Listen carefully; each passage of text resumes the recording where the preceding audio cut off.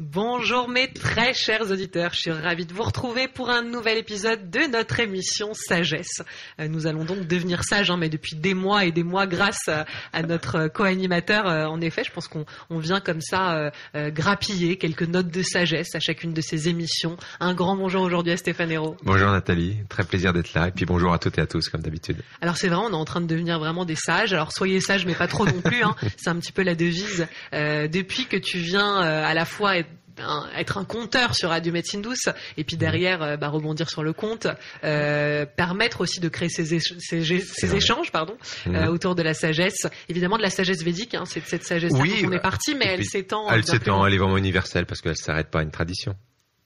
Alors on va commencer, je pense, comme à notre habitude, par un moment de conte. Oui. Alors un conte qui arrive toujours à point nommé. Je crois que le conte il pointe le bout de son nez au même moment où j'allume le micro. Il arrive.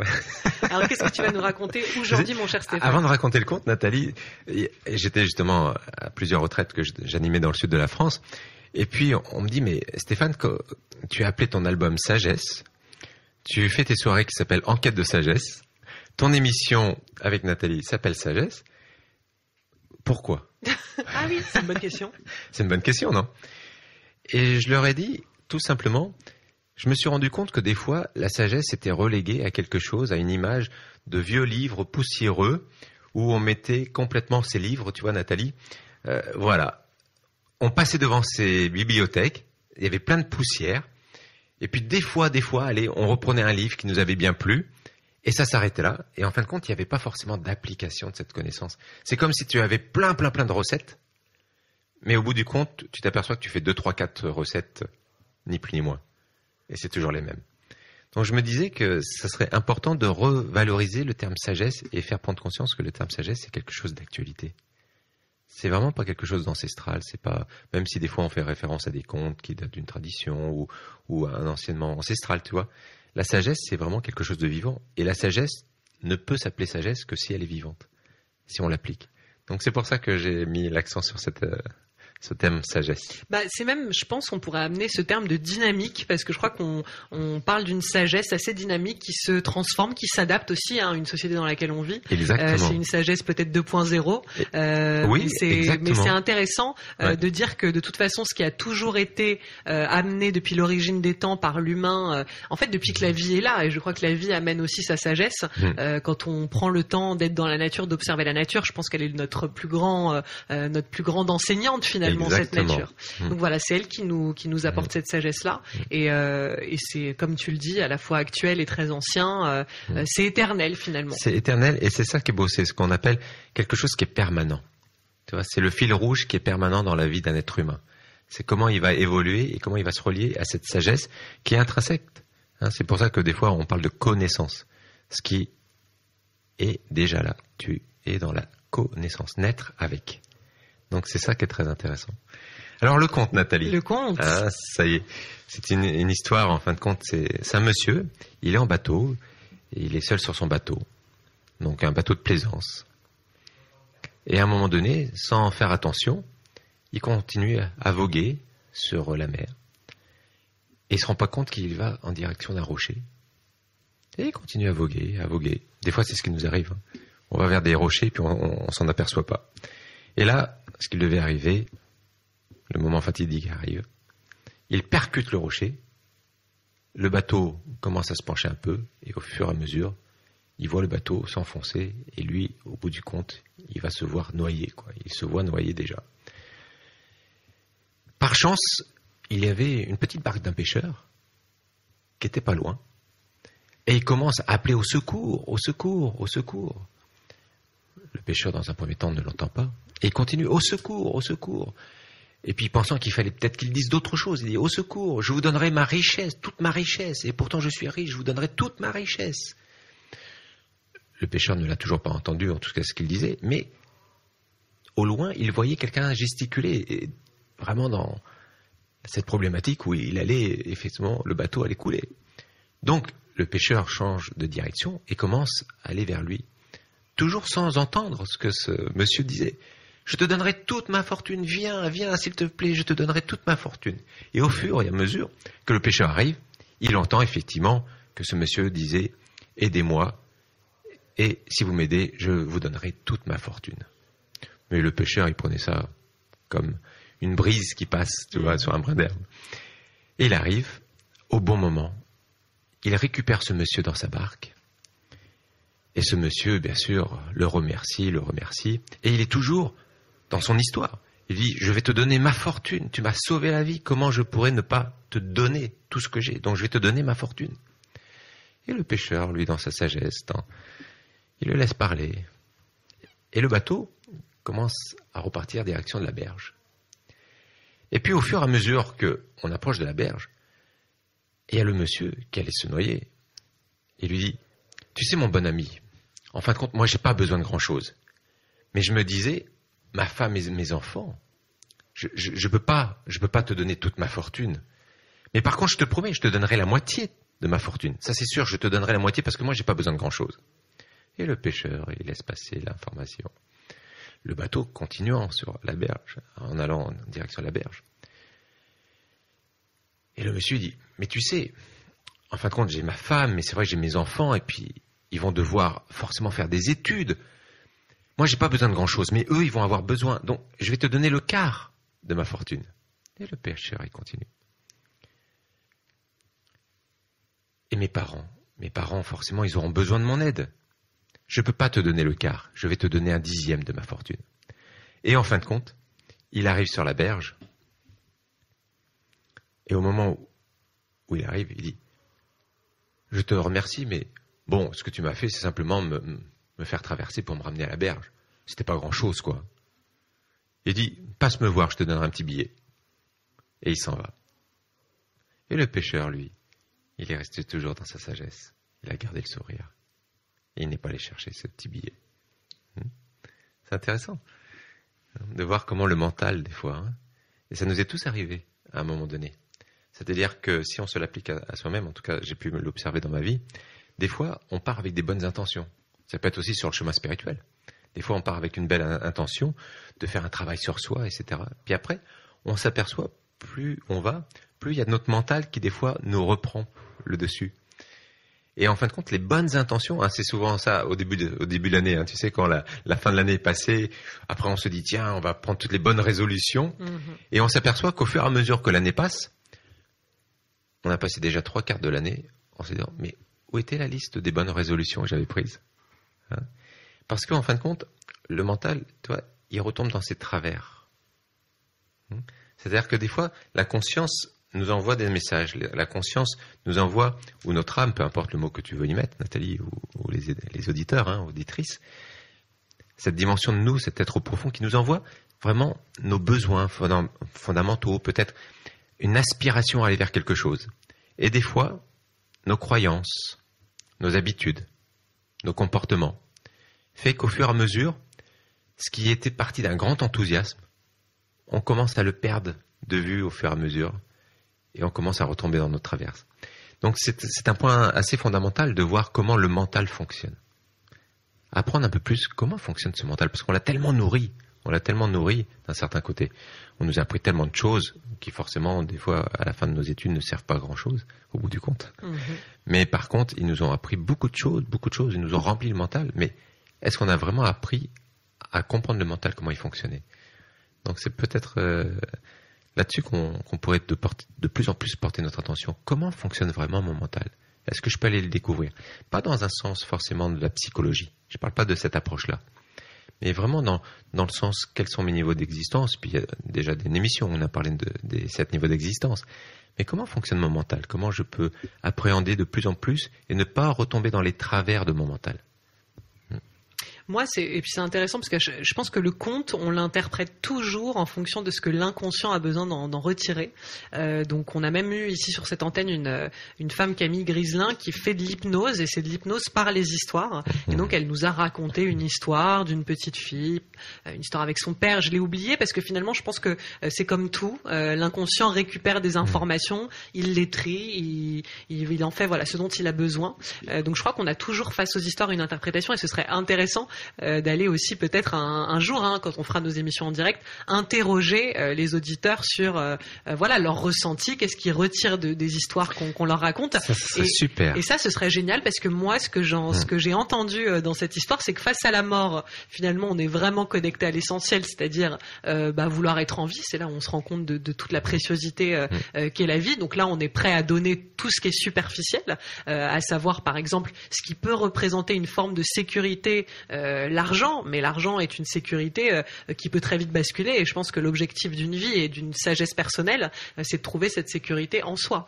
Donc finalement, cette personne, elle est prête à donner cet argent parce qu'évidemment, si elle n'est plus là, si elle est morte, elle en aura plus besoin. L'amour de ses proches, c'est évidemment le plus grand de sa fortune. Et puis au fur et à mesure, c'est plus elle voit qu'elle est sauvée, plus elle se rapproche de la terre ferme, et plus là, elle est de nouveau au contact de ses peurs, c'est-à-dire je vais quand même pas lui. Donc on imagine bien le mental qui doit tourner en boucle et qui doit dire oui, mais quand même la moitié de ma fortune, mais ça fait beaucoup. Et non, et donc là voilà, et toute l'argumentation inverse qui est de récupérer par peur. Oui. En fait, c'est ça. Oui. Et je crois qu'en fait, il y a différentes peurs. Il y a la peur ultime, celle qu'on peut ressentir face à la mort, parce que là, on est quelque part, je pense, face au plus grand inconnu qui soit. Et puis il y a les peurs du quotidien, à savoir la peur de manquer d'argent. Et puis l'argent est quand même un grand sujet. Alors je sais pas si c'est parce que c'est quelque chose qui me touche en ce moment, mais je trouve ça intéressant. C'est ce que j'en retire de l'histoire. Ouais, c'est intéressant. Et à la fois, c'est aussi magnifique d'observer que ces peurs, si tu observes bien, quelles sont vraiment les choses qu'on n'a vraiment pas traversées? Quelles sont les situations, ou même les peurs, qu'on n'a pas traversées? Et si tu regardes et tu tournes ta tête vers ton passé, tu t'aperçois que même si c'était à l'école où on a eu des fois des grandes peurs, comment on allait peut-être réussir les examens ou pas, peut-être est-ce que je prenais la branche qui était nécessaire, ou en tout cas celle qui me plaisait ou pas, est-ce que mes parents allaient comprendre mon choix ou pas. Donc, mais à chaque fois, tu t'aperçois que malgré la peur et l'intensité de cette peur, elle a quand même été traversée. Donc, si tu te penches sur ton passé, tu t'aperçois qu'en fin de compte, l'appréhension de la peur elle-même devient plus forte que la peur en tant que telle.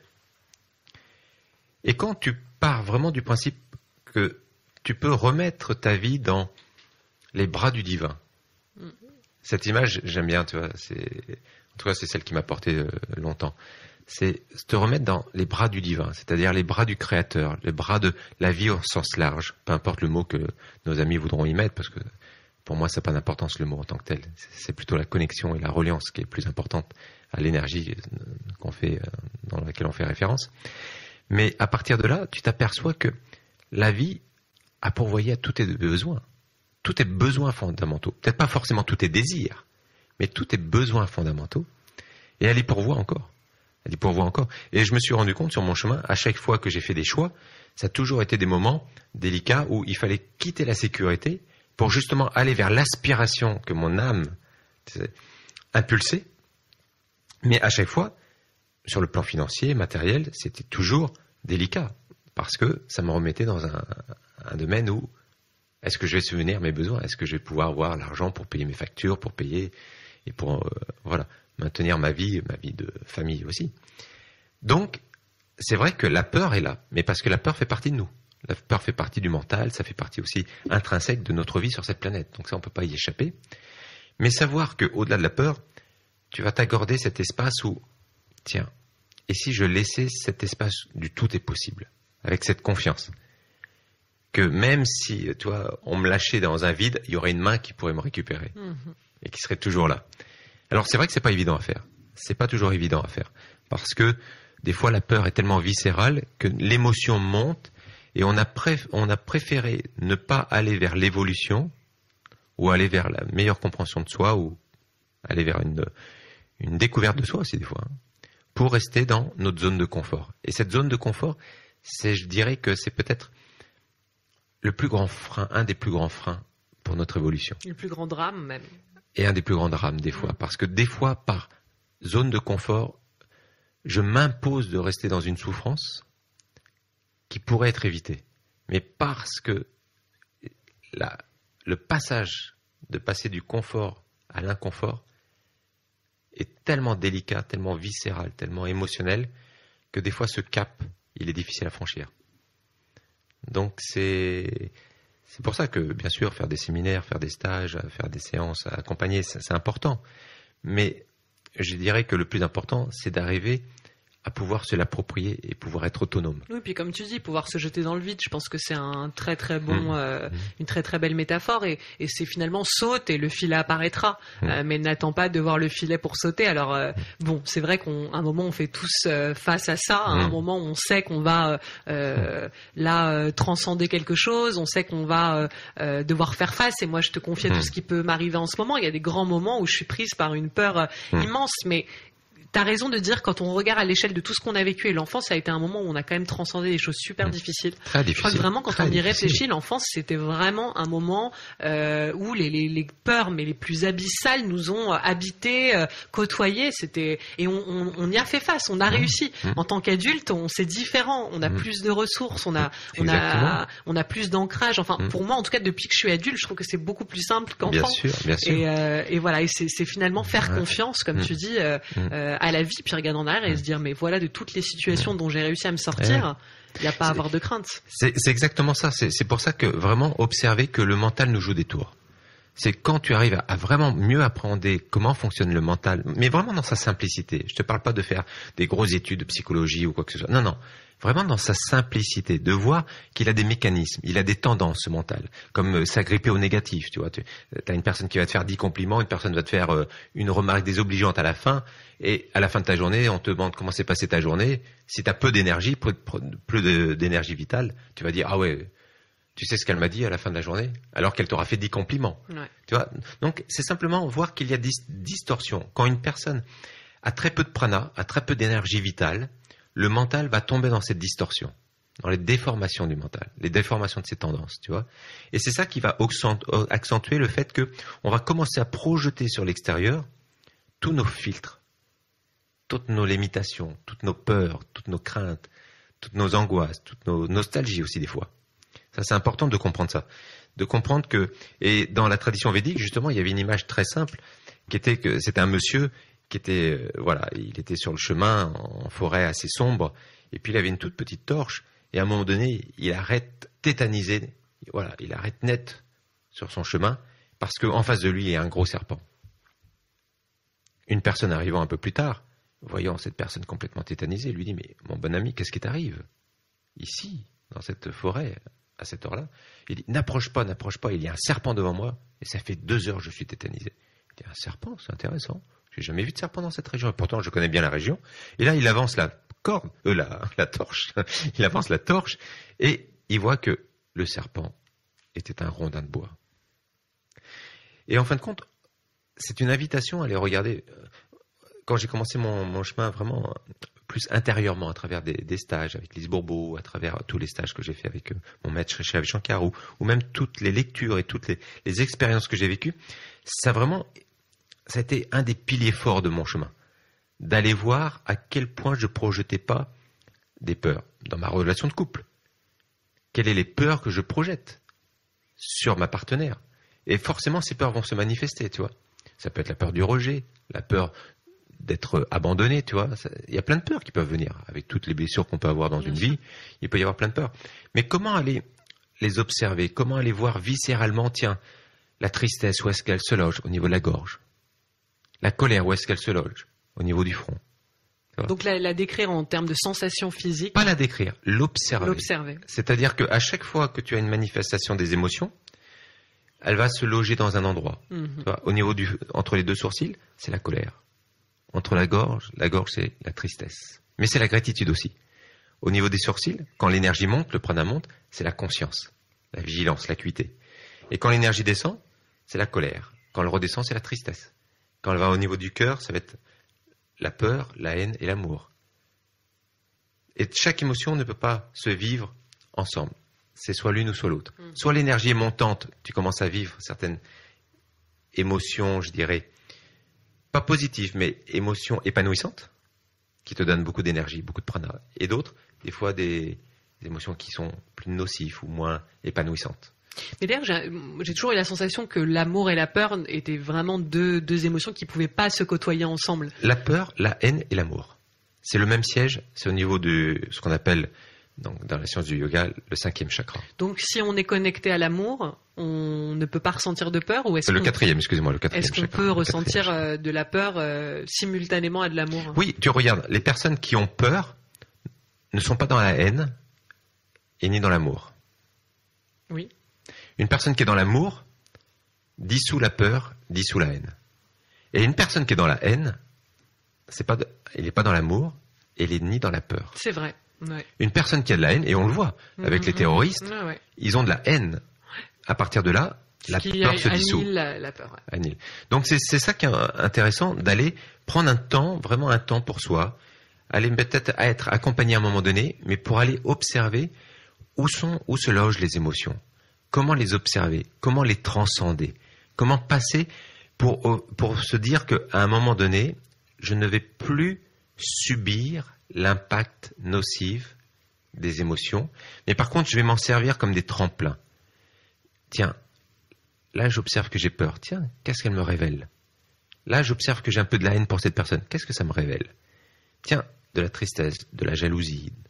Toutes ces émotions, elles sont magnifiques lorsqu'on commence à les appréhender comme voie d'exploration de soi-même, voie de connaissance de soi. Et c'est un beau parcours, c'est un très beau parcours. Donc on vous le rappellera jamais assez, mais en effet le bienfait d'avoir des pratiques quotidiennes de pleine conscience, de respiration méditative, de pouvoir pratiquer peut-être un petit peu de yoga chez soi chaque jour, voilà, ça peut aider à maintenir, comme tu le disais, un taux vibratoire, un prana qui soit à son top niveau, voilà, et vous permettre en effet de mieux avancer dans la vie, avec plus de confiance, davantage dans l'amour, évidemment. Et je me suis rendu énormément compte dans ma vie que effectivement mes sautes d'humeur, même quand on commence à être malade, tu vois, c'est parce que le prana a diminué à un certain niveau. Donc c'est important de se recharger. Non, puis d'ailleurs, le thymus qui contient nos cellules immunitaires, il se retrouve juste derrière le cœur. Donc en général, on a quelque chose avec le cœur. Oui, le cœur énergétique. On est malade avec le cœur. Je crois que c'est ça, en tout cas pour la médecine chinoise, c'est ce qui est décrit. Exactement. Et normalement, on est censé pouvoir gérer les attaques extérieures, c'est-à-dire attaques du climat, si on a en effet un taux d'énergie vitale qui fonctionne bien, un cœur qui rayonne. Évidemment, comme on est des êtres humains dans notre imperfection, il y a bien des jours où on a un peu moins d'énergie, un peu moins de vibration. Et c'est là où justement il faut être encore davantage dans l'amour de soi, dans l'écoute, dans la douceur, le repos. On en a parlé, le repos, l'alimentation. Laisser le temps au temps. C'est-à-dire que à toutes les personnes qui sont sur un chemin de connaissance de soi ou en quête de sagesse, j'ai souvent cette invitation que je lance. C'est-à-dire, prenez le temps. Prenez le temps. Accordez-vous du temps pour votre chemin. Parce qu'il n'y a rien qui est pressant. Il n'y a rien qui est pressant. La vie, de toute façon, elle est là. Elle nous attend. La planète est là, elle nous attend. Elle est là depuis des milliards d'années. Il n'y a rien qui presse. Et le chemin spirituel, dans la science de la conscience, la spiritualité, le terme spirituel dans la notion, la science de la conscience. Explorer cette science de la conscience, qui est pour moi la spiritualité. Voilà. Alors si on veut suivre ce chemin, emprunter ce chemin, on peut le faire évidemment, pourquoi pas avec toi, hein, si les gens rentrent en résonance avec tes propos, avec tes vibrations. Oui. On peut obtenir plus d'infos sur toutes tes activités via ton site internet qui est www.stephanero.com. Oui. Tu y proposes du coaching, on peut évidemment se procurer ton album Sagesse. Oui. Voilà, et puis suivre un petit peu tous les stages que tu proposes. Oui, tous les événements. Alors, est-ce que je peux lancer justement une invitation ? Bien sûr. En fin de compte, qui est inspiré de ce que tu as dit, Nathalie, tout à l'heure. Je lance une invitation à tous les auditrices, auditeurs. Si vous avez écouté donc des émissions, comme vous les aurez forcément écoutées, prenez un conte, peut-être une histoire, et envoyez-nous un email. Vous pouvez m'envoyer l'email, puis je le partagerai à Nathalie, ou vous l'envoyez à Nathalie, elle me le partagera. Mais si vous voulez, c'est contact@stephanero.com. Envoyez-nous votre retour par rapport au conte. Qu'est-ce qu'il vous a raconté? Qu'est-ce que vous avez retiré de ce conte? Ça nous ferait très plaisir, en tout cas. Moi, ça me ferait très, très plaisir d'avoir ce retour. On adorerait. Et les gens, souvent, s'empêchent de nous faire des retours parce qu'ils pensent qu'on est débordé, qu'on n'a pas le temps. Mais au contraire, c'est très... On prendra le temps parce qu'on prend toujours le temps. Voilà. J'allais dire que la radio a un aspect frustrant. Non, oui et non. C'est-à-dire qu'on est dans un studio. C'est génial de pouvoir prendre du plaisir à discuter, mais on vous voit jamais. Exactement. On est connecté par les ondes. Et donc là, ça pourrait être l'occasion de tisser du lien. Alors, le bonheur en faisant les soirées, en faisant les stages. Oui, Maintenant, c'est bon, on vous voit de plus en plus et c'est ça qui est super. Alors, une autre bonne nouvelle, Nathalie, c'est j'ai ouvert mon blog qui s'appelle Enquête de sagesse. Ça y est, voilà. Donc, vous pouvez aller voir donc sur mon site, vous trouvez blog et vous tombez sur le blog Enquête de sagesse. Sinon, c'est en-quête-2-sagesse.fr et vous tombez. Voilà. Donc, je l'ai lancé avec la chaîne YouTube qui va avec. Donc, les articles vont venir. Vous êtes les bienvenus pour laisser un commentaire. Et une dernière chose, Nathalie, la formation de professeur de yoga est lancée. Donc, elle va commencer du 11 au 17 août. Pour ceux qui veulent se former, c'est pas forcément que pour les professeurs de yoga, c'est ceux qui veulent aller beaucoup plus dans l'étude et l'enseignement du yoga dans toute sa profondeur et sa tradition. Génial. Et puis effectivement, ça se passe où? Ça va se passer donc dans les Cévennes vertes à 45 minutes de Montpellier du 11 au 17 juillet. Donc voilà, vous êtes les bienvenus pour tous ceux qui veulent aller approfondir, professeur de yoga ou pas, ou en voie de le devenir. Voilà, et puis sinon, pour toutes les autres retraites, je vous laisse consulter, comme Nathalie l'a dit, le site internet. Merci Nathalie. Merci à toi. Et demain, quand même, c'est important, c'est ta sortie de ton livre. Ouais, demain, je m'épouse en public. C'est marrant, il y a plein de gens qui m'ont dit, mais on n'a même pas été invité au mariage. Bon, ce sera une fête de rattrapage de ce mariage, de ces épousailles qui datent quand même maintenant de 3 ans. Je sais pas ce que c'est, les noces de, les noces de 3 ans. Ouais, je sais pas où on en est, les noces de plumes. Voilà, mais en effet, c'est finalement, je vais fêter, je pense, avec moi et moi-même, toutes les noces jusqu'à la fin des temps, ça va être génial. Demain, on se retrouve, alors, en fonction du moment où vous écouterez cette émission, mais mardi 15 mai, entre 17h et 20h, à la terrasse de Gutenberg. J'en ai déjà pas mal parlé aux auditeurs, donc ils risquent, d'être présents. Merci à tous d'être à l'écoute comme d'habitude. Réagissez, envoyez-nous vos retours comme l'a dit Stéphane, ça nous fait super plaisir. Au mois prochain, Stéphane. À bientôt.